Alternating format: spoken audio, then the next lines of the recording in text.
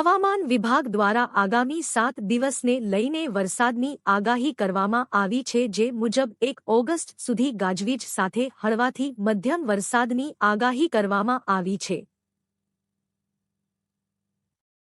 ત્યારે આજે ઉત્તર ગુજરાત અને મધ્ય ગુજરાતમાં ધોધમાર વરસાદ વરસ્યો છે। પાલનપુર-હાપી હાઈવે પર ગાડીઓ ડૂબવા લાગી હતી। સિદ્ધપુરનું મામવાડા ગામ જળમગ્ન બન્યું, જ્યારે પાલનપુર-અમદાવાદ હાઈવે પર 20 કિમી સુધી ટ્રાફિક જામ સર્જાયો છે, તો હાઈવેથી છાપી ગામનો સંપર્ક તૂટ્યો છે। માલપુરનું તળાવ ઓવરફ્લો થતાં પાણી ગામમાં અને ખેતરોમાં ઘૂસ્યા। પાટણના સિદ્ધપુરમાં પણ જળબંબાકારની સ્થિતિ સર્જાઈ છે। કાકોશીનું તળાવ ઓવરફ્લો થવાની સાથે ઉત્તર ગુજરાતનો જીવાદોરી સમાન ધરોઈ ડેમ 80%થી વધુ ભરાયો હોવાની માહિતી મળી છે।